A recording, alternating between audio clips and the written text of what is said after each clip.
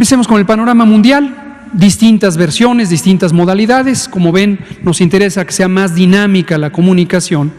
Y hoy queremos, con este mapa, comentar un punto muy específico que mañana, si es posible, entraremos a un poquito más detalle, que es pruebas diagnósticas. Estamos identificando, y por eso la motivación de regresar a este tema, del que hemos hablado en otras ocasiones, que empiezan a cambiar un poco las prácticas de uso de pruebas diagnósticas en el país. Aquí y allá aparecen noticias del uso de ciertas pruebas con una interpretación que no coincide con las recomendaciones técnicas y científicas que son aceptadas mundialmente. Específicamente, el uso de pruebas rápidas que están siendo interpretadas como diagnósticas de COVID-19 y no son para eso las pruebas rápidas. En el mejor de los casos, las pruebas rápidas que están basadas en anticuerpos, en detectar anticuerpos, lo que debería interpretarse es la persona que salió positiva en un periodo incierto, posiblemente de 10 días y más, tuvo exposición al virus. Esa es la interpretación, pero mañana, si se puede, entraremos a detalle. Veamos ahora cuáles son, de acuerdo con este mapa que procede de este mismo sitio, Nuestro Mundo en Datos, Our World in Data, en donde la información se compila con el auxilio de los Centros de Control de Enfermedades de Europa, a partir de la información que se conoce por distintas fuentes en el mundo, en la práctica que se hace en el mundo. Y encontramos este mapa que nos parece muy interesante, que presenta 4 clases de política respecto a las pruebas. Están comentadas en la parte de abajo. Vamos a ir por ellas. En color rojo o marrón son aquellos países que no tienen una política específica para la realización de pruebas, o al menos que no se conoce formalmente cuál es esa política. No hay un documento técnico de acceso público que permita identificar cuál es esa política. Tenemos unos pocos países en esa condición, de acuerdo con esta fuente de información, que, insisto, compilan los Centros de Control de Enfermedades de Europa. Está aquí Yemen y está un país africano, debe ser, ahora mismo se me olvidó cuál es, pero me voy a acordar. Y no tiene una política concreta de realización de pruebas. Tenemos los países que están en color café claro, donde se hacen pruebas en personas sintomáticas que cumplen criterios específicos, que cumplen definiciones específicas. ¿Cuáles son estos? Muchos países africanos, algunos países europeos, Finlandia, tenemos aquí países del centro de Asia, tenemos Mongolia, etcétera, algunos países del sureste asiático. En América tenemos varios países en el lado sur, tenemos a Cuba, tenemos a varios países centroamericanos y tenemos a México. Hemos comentado que en México tenemos un lineamiento de vigilancia epidemiológica que se estableció en el inicio de esta epidemia, en donde hay criterios específicos si una persona es reconocida como caso sospechoso de COVID-19, de acuerdo a sus características médicas, características clínicas, la presencia de fiebre, tos, dolor de cabeza, dolor de garganta y alguno de los síntomas accesorios. Entonces, es un caso sospechoso y se le realizan pruebas con 2 objetivos fundamentales. El primero, limitar la transmisión.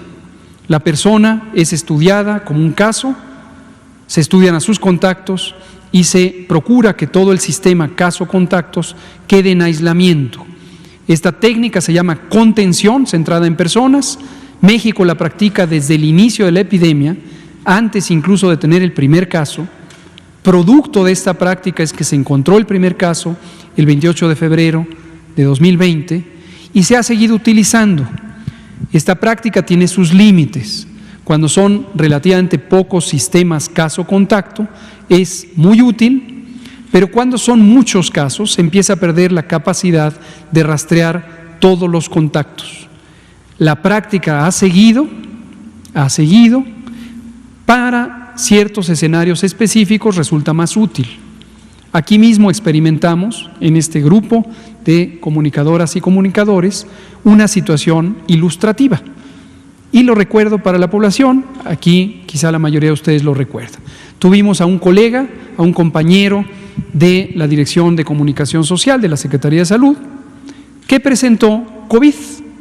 Afortunadamente se recuperó en 10 días, goza de plena salud, le mandamos un saludo. Pero este colega estuvo en este mismo recinto y obviamente en el proceso de admisión, de entrada, etcétera, convivió con reporteras y reporteros de esta conferencia. Enseguida se activó un estudio de contactos y en ese estudio de contactos, que se estudiaron más de 20, estaban involucradas las reporteras y los reporteros. Y se recomendó aislamiento hasta que se encontró pruebas negativas en el periodo procedente para todos los contactos, afortunadamente. Es un ejemplo, se hace en muchos otros espacios, en espacios bastante más grandes como la central de abastos, se está haciendo este tipo de trabajos.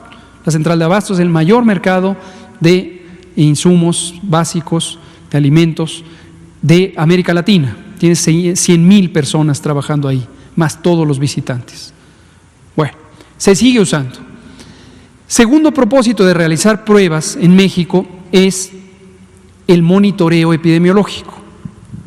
El propósito, reconocer los patrones de distribución en el espacio físico, es decir, pueblos, municipios, estados y el país en su conjunto de la epidemia.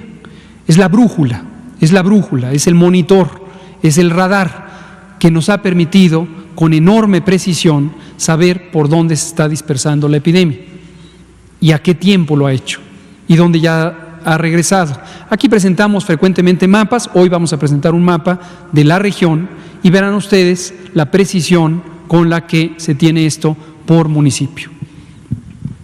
Eso es para lo que se usan las pruebas en México. Asumimos que en los otros países que tienen una política definida, los propósitos están claros, no necesariamente son los mismos que en México, pero están claramente identificados. Luego tenemos países que están en este color turquesa y en estos países, color turquesa, no hay una orientación como la de los otros países, sino que se hace prueba a cualquier persona, pero que tenga síntomas, Tenemos Brasil, tenemos varios países en América Latina, Chile, Colombia, tenemos países en África, tenemos algunos países, varios de Europa Occidental, tenemos varios países en Asia, incluido y la India, segundo país más poblado del mundo, tenemos Australia, etcétera. Y se toman muestras para diagnóstico por laboratorio a personas que tengan síntomas. Y luego tenemos pruebas públicas abiertas, incluyendo personas asintomáticas. Una persona tiene curiosidad de saber si tiene o no el virus. ¿Cuál podría ser su motivación? Algunos, tener síntomas. Otros, la inquietud de tener o no la infección, porque quizá estuvieron en contacto con alguien que fue confirmado, pero también hay quien solamente porque quiere hacerse la prueba. En esos países se ha puesto a disposición pruebas, mayormente destacan países como Estados Unidos en términos del volumen o número de pruebas, en donde es una actividad comercial. Hay alguien que produce esta prueba, es decir, que realiza la prueba en un laboratorio privado, hay alguien que la quiere y la puede pagar, la paga y se encuentra la prueba. Queríamos compartir con esto cuál es la diversidad que hay en el mundo. Mañana vamos a entrar, ojalá, en detalles sobre qué significan los resultados. Veamos ahora otros elementos. Llevamos 12.322.000 casos confirmados en el mundo desde que empezó la epidemia en enero de 2020, 22% de ellos, que son 2.690.000, redondeando el número, en los últimos 14 días, y la tasa de letalidad global es 4.5%. Entremos en materia con México.